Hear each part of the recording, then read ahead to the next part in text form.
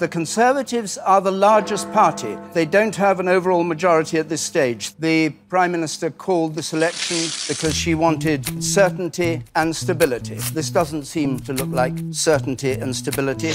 Welcome to Polling Politics. This episode is sponsored by Smarkets.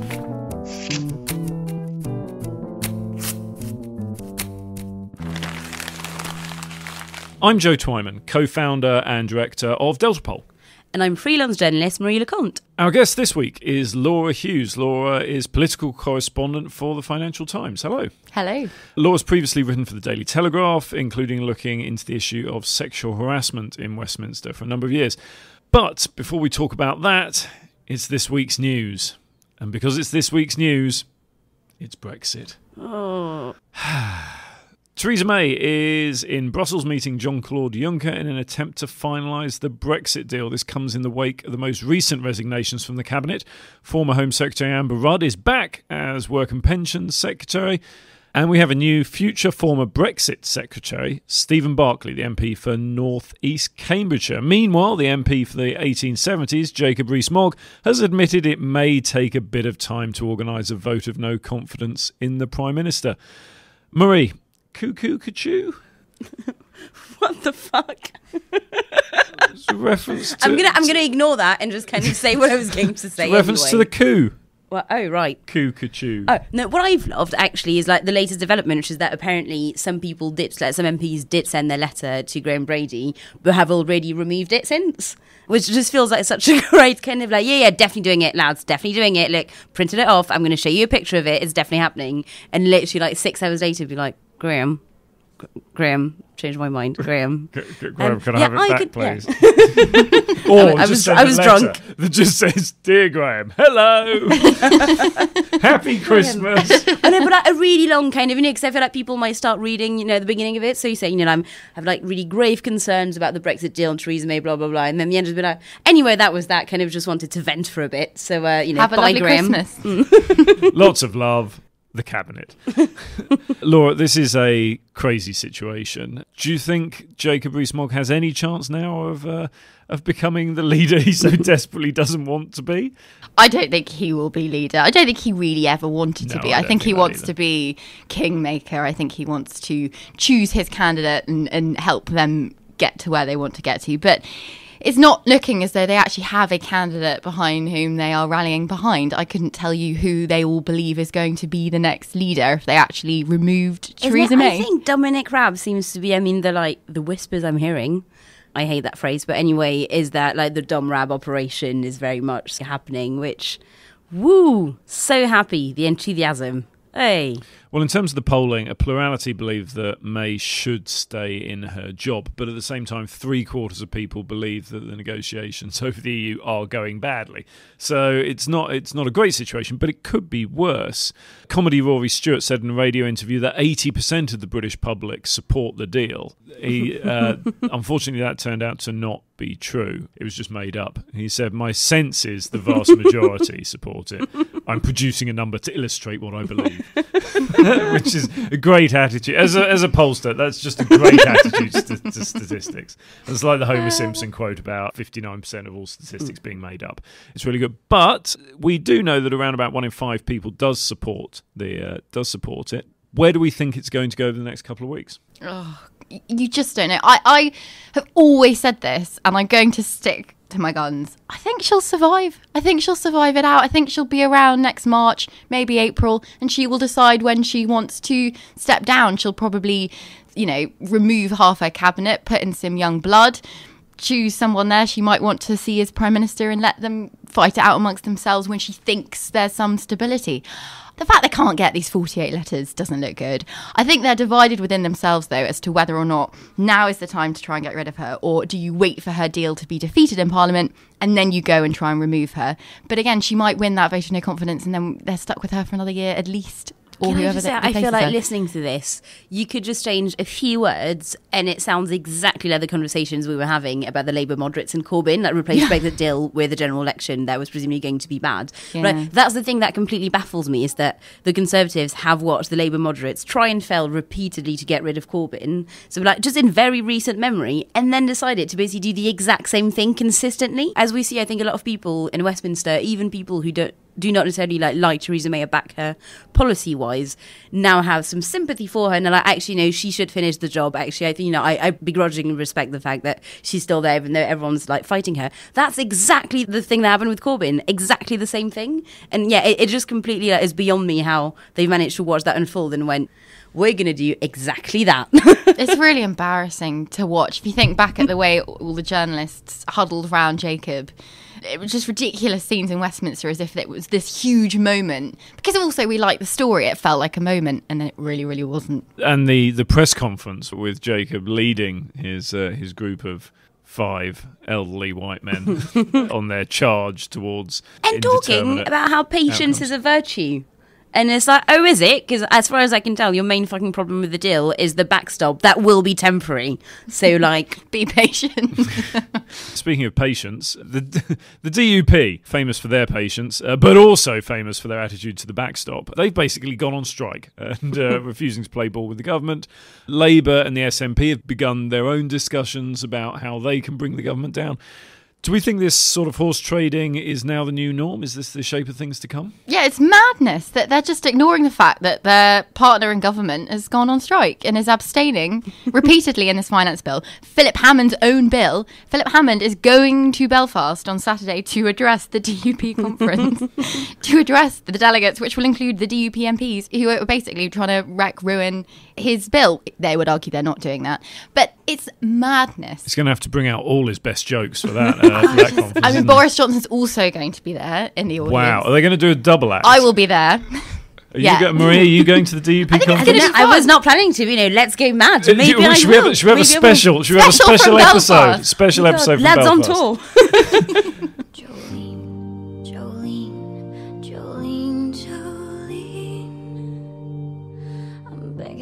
We're joined now for our regular chat with Sarbjit from Smarkets. Hello, Sarbjit. Hi there.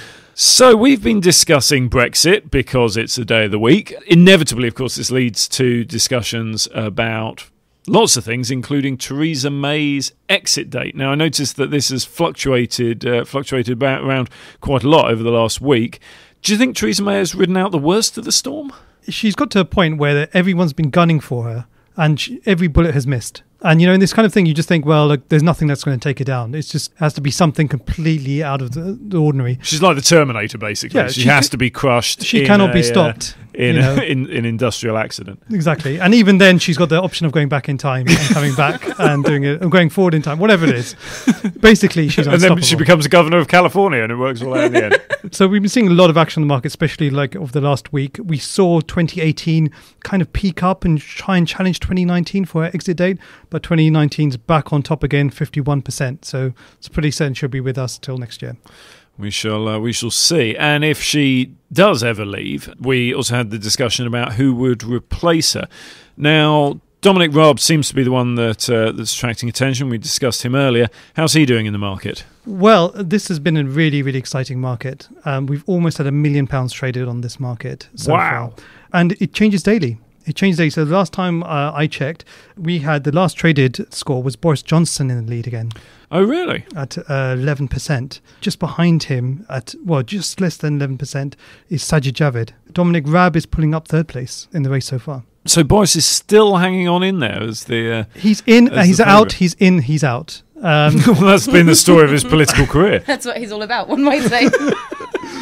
But whether this will shake out, I don't know what's going to happen here. I was interested to see Joe Johnson on the scene, basically put out his views in a very strong way, in a very sensible way. But Boris Johnson, he comes in and out of our market all the time. There's a lot of money to be made, actually, by trading into our market and trading out at certain points. And I think lots of people are doing that. So if you're interested, get onto this market. It's changing every single day. Yeah, I hear that people can win enough money to buy a full set of furniture betting in and out. Will you ever not mention that? Probably not. It's a very comfortable sofa, and I wish to thank Mrs May again for her victory. One thing that I'm interested in as well are some of the lesser-known characters in the Brexit negotiations, those people that are an obsession for us in the Westminster bubble, but perhaps not so much for people in the real world. Ollie Robbins, for instance, the Prime Minister's chief advisor on Europe and a bureaucrat who is behind the scenes but seems to wield an awful lot of power. Do you have a market on him and how long he'll be around? It just so happens that we do. Oh, remarkable. As it happens. It's as if someone prepared for this. Well, Ollie Robbins is the Prime Minister's kind of lead negotiator on Europe, and he was moved famously from the DEXU department to directly under her. So really, his sign of being involved in the process means the Prime Minister's in control.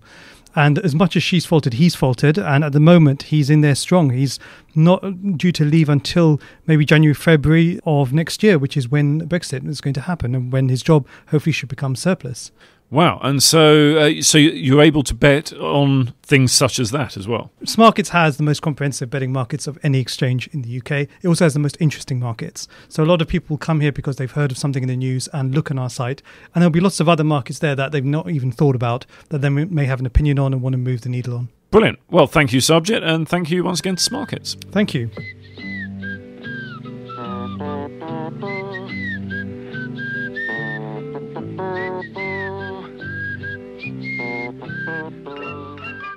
Moving on, I want to discuss Lord Leicester, who was set to be suspended for nearly 4 years after the Privileges and Conduct Committee found he had tried to pressure a woman, Jasvinder Sangera, into having sex with him. He promised to make the woman, a campaigner against forced marriage and sexual violence, a baroness and threatened repercussions if she refused. The incident took place 12 years ago when Leicester was 70. Peers then voted to reject the Standard Watchdog's verdict in a highly charged Lords debate that saw some female peers walk out in disgust. It will now go back to the committee for further consideration. Leicester denies the allegations, but the committee stands by what it calls a fair probe. This is the latest in a long line of similar cases in and around Westminster. Laura, you've been writing on this subject for years. It's over 12 months since Michael Fallon resigned over his incident. As far as you're concerned, has anything changed in Westminster? I don't think the culture has changed, and that's the main issue here, because unless you change the culture, unless you change what MPs and Lords think is appropriate, you're never going to really get rid of this. So there's this new HR system that's coming into force. There'll be a new complaints procedure. It will be independent. But the point is, people are still not going to feel comfortable to go and use those services, I don't think, until the culture change comes apart. And I'm aware of, I have people messaging me all the time saying, oh, X is still up to it in the bar, just seen Y, oh God, was at a party last night with MPs and one just, left his hand on my arse for 10 minutes while I was stood next to my boyfriend. And that's in the last year. So they still have this attitude that they can do whatever the hell they like because they think no one's going to ever complain about them. But isn't the issue as well, because I feel like I've not done as much work on this as you have, but I've kind of dabbled a bit, and I've always found that, and it is immensely frustrating, but also I don't hold it against them at all. But even, female friends in Westminster who work for MPs, etc., who I've heard their stories, we've discussed it, but actually they're like, if there's any way you can write this without naming me at all, that's fine. But if not, then I'd rather not. I don't want to go public because they don't trust the press, because they don't trust the fact that, the rest of the career will not be defined by the fact they came out with those allegations and stuff. And also they feel that nothing might happen. And I think Lord Leicester kind of proves that. So I think that's the problem as well of the press is kind of being used as the only way those women can actually get some retribution, but also even that they're just kind of nearly too scared to actually come out. Yeah, the Lord Leicester thing is really bad because I would always argue, you go to the press and you do all the right things and they'll be exposed, and of course everyone's going to see your side of the story. She couldn't have done any more, this woman. She really genuinely couldn't have done any more, and she's a successful woman. She's not 18, she wasn't an intern, and she was offered a peerage in return for sex. I mean, that's pretty black and white to me. The fact that he's managed to get away with this is truly shocking, and it's just going to discourage. And you're right, no one wants to put their name to it. Why would you? You're then brandished with this brush for a very long time, and if you've worked for an MP and you choose to leave Parliament, you might go into a career which relies on you maintaining relationships with MPs. If you get a reputation for it, no one's going to want to work with you, is what they feel. 60% of British adults think that the Me Too movement has made people more open to talking about sexual harassment. So this idea that we have become more open, do you think that has been replicated in British politics? Are we more open, or actually is it just the same as it was 12 months ago, the same as it was 10 years ago, etc.? We're more open, but I don't know if that's leading to MPs changing the way they behave and people going and making complaints. I think you might tell your friend in the pub now what happened and you might talk about it. To me, you might speak to journalists about it, but then you always get this thing of, ugh, totally anonymous. Because the issue is, in order to name an MP, you have to approach them and you have to put the allegations to them. The moment you do that, the MP then knows the researcher has told a journalist about it. If they then deny it and threaten you with legal action, and I can't print an MP's name, that MP still knows that the victim came and spoke to the press about it. And it's really terrifying. These MPs lawyer up big time. They have a lot of lawyers, and I don't know where the money is necessarily coming from. But anytime I've done a story, I've been hit by a number of emails. I've had personal phone calls from lawyers trying to stop me from printing stories. But that is such a thing, and for very obvious reasons, I'm not going to name them, but I can think of two MPs who, obviously I didn't work on either of those stories, but two MPs over the past few years where newspapers had a very serious case against them of like very, very serious stuff that, as far as I can tell, was definitely and arguably true. But yeah, but they just basically went the full Carter ruck against the papers. And obviously I think, you know, one element of this as well is the fact that newspapers don't have nearly as much money as they used to. So I think that for quite a long time, media organisations could go, you know what, we know we're right on this, we're going to publish. If we go to court, fine, it's going to be $1 million, whatever, we can afford it. Newspapers can't do that anymore. So yeah, like these two MPs, I know about the stories, the investigations were basically done, and in the end they had to back down the last minute and not name those MPs. And it's so frustrating to kind of see them around the Commons and be like, you motherfucker. Like, and they sit in select committees and they grill business bosses and they stand up in the chamber and they talk about workers' rights. I mean, the Labour Party in particular, MPs that I know help draft, you know, equality legislation, the Equalities Act, who violate it in their own office spaces. And there's no HR, there's nowhere anyone can go to talk about it. It's just the huge hypocrisy of it. If they're willing to do that, what else are they willing to do? Also, culture change isn't just MPs not doing it. It's female MPs and other male MPs calling it out when they see it. Because that is the most frustrating thing for me, in a way. I remember there was a debate a few weeks ago and you could hear a female MP in the background shouting. It was a debate on harassment. You know, we all know who they are.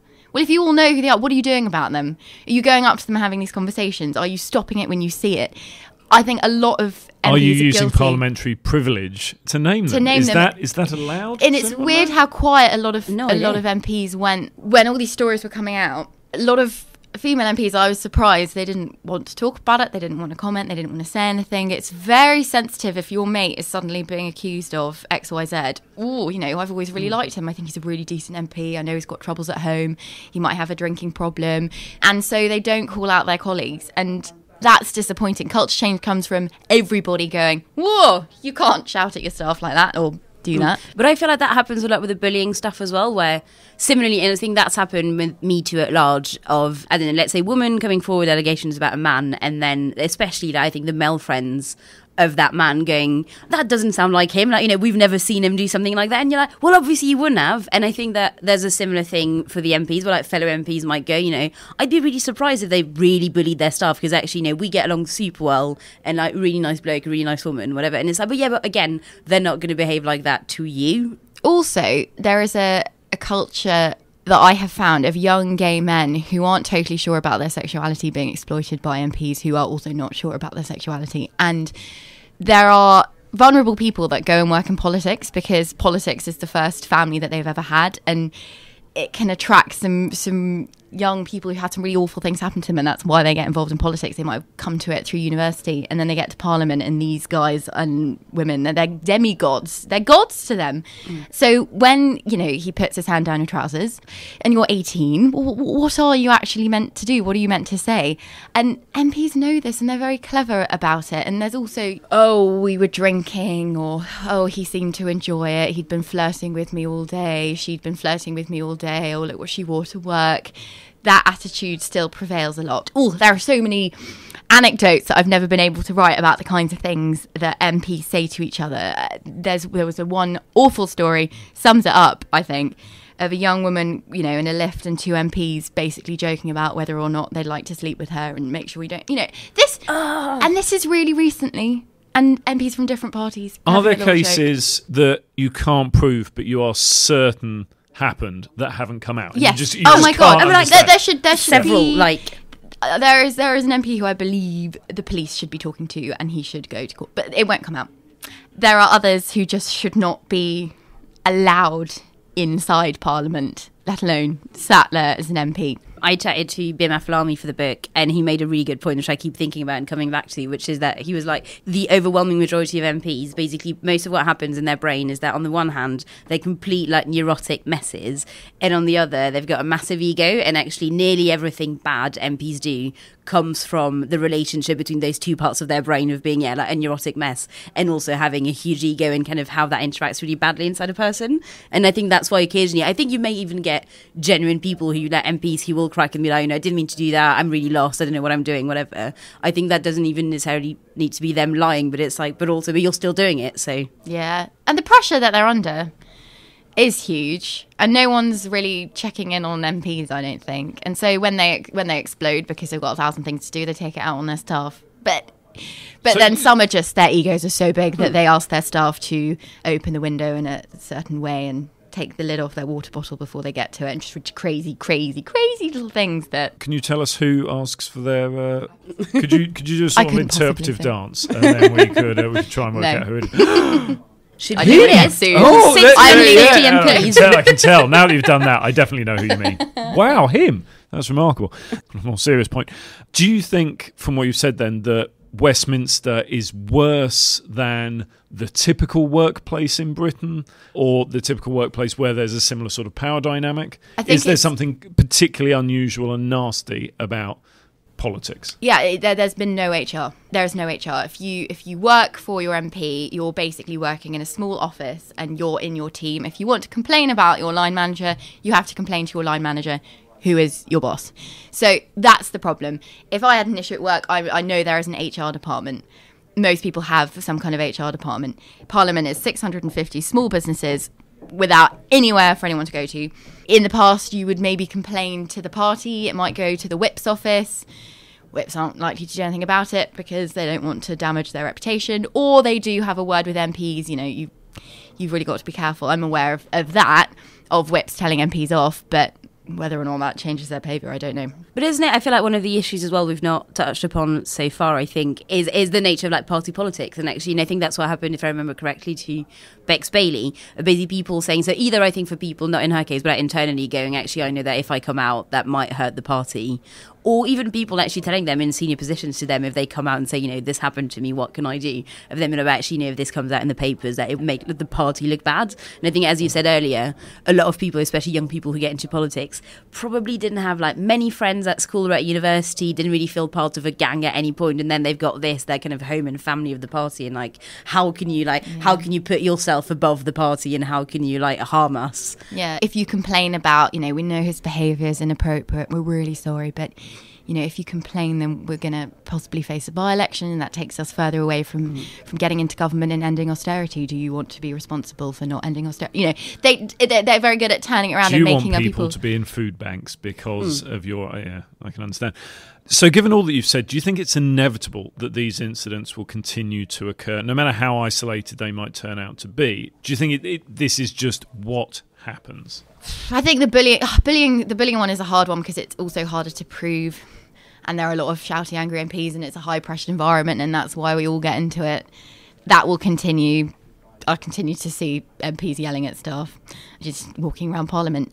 I think the sexual harassment thing slowly will maybe get weeded out, and that will come from MPs retiring and leaving the House.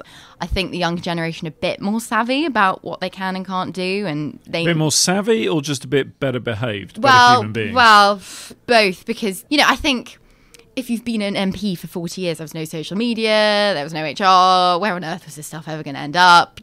Goes into a newspaper, you just threaten them with legal action, nothing ever has to happen. Whereas now, there's nothing to stop a young intern going on Twitter and saying, I just worked in X's office for 2 weeks and he did this. Do you think that British politics is worse than other established democracies? No, so what I will say on that is that I had a drink recently with this woman who's a political journalist in Paris, and she was saying, and it was really interesting because I know very little about how French politics really works in the Paris bubble, I guess. And we were talking about the relationship between MPs and journalists there, and whether there was a drinking culture as much as in Westminster and stuff. And then she was fascinating because basically she said that she didn't really go drinking with MPs, and there's a bit basically where central lobby, I guess, or PCH to an extent, people can sort of meet and chat. But she was always especially a male MP, if you're a female journalist who's we've had a bit of a chat, but let's have a drink. You'd just be absolutely no, that's not happening because I know what you're about to try and do. And it was that makes me feel weirdly better about Westminster because I'm actually decent mates with a number of male MPs who've absolutely never ever tried anything. And she was fully if a male MP wants to just have a drink with you, that means he wants to try it on. So run. And it's I try not to do evening drinks with MPs because I'm 26 now. I was 22 when I started working in Parliament, and I did have one drink with an MP and nothing happened, nothing to write home about, but I felt uncomfortable. And that's not right that I choose not to go and have drinks with MPs in the evening because my male colleagues can do that. I just have for a while have chosen not to because it's made me feel uncomfortable. But I feel there's the thing as well. Well, I definitely feel there are some male MPs I definitely would not go for drinks with, but some of whom some of them, it does depend. But also, but you do get a bit of I've definitely had remarks before people go, the way so you having a drink with an MP and it's I'm a journalist and they're an MP. But it's different. It's different standards. I would get a comment. I would get a look. I would I must be flirting with him to get a story, and which my male counterparts do not have to deal with. I mean, most MPs I talk to. Well, I don't talk to anyone that I think is dodgy, but I would go out with a drink with them. I would, but I do tend to avoid it. But also, I think to come back to that works the other way as well. Where I remember talking to a friend of mine who's a young, beautiful woman who stood for a Labour seat, and she was I was very interested by the amount of senior male political journalists who took the time to take me out for dinner as a promising young star. Where I had no chance of winning my seat. I was aware of it. There was literally no way I was ever going to win. And suddenly all these men who normally just took me out for dinner and for drinks when she was but I'm no one, so I clearly know what you're doing. So I think that does happen the other way as well. Yeah, I'm sure that's true. Laura, if you had a magic wand to fix things, what changes would you make? I would have what we have for expenses, so IPSA. I would have that for HR, and I would give it a title, I'd give it a name, and I would let it be known that this is the equivalent of the expenses watchdog. This is a behaviour watchdog. People will come and make complaints to here. We will be taking reports from your staff about your behaviour on a monthly basis. We want reports from your staff. We want reports from your chief whip in the same way that you do in a company. My boss reports on how I am, and I will sit down with someone and talk about my boss, and that's sort of normally how it works in a company. This new HR doesn't even have a name. I just think an equivalent of IPSA would help act as a deterrent. I would get rid of a huge number of creepy creeps immediately, and I would use my wand to remove them from Parliament, and I'd get more women in there. I say that there are also women who obviously have watched their colleagues not act appropriately and not done anything about it. But I think having more women in Parliament, having more people call things out as they see it, and having the equivalent of an IPSA for behaviour with a snazzy name, that's what I would do.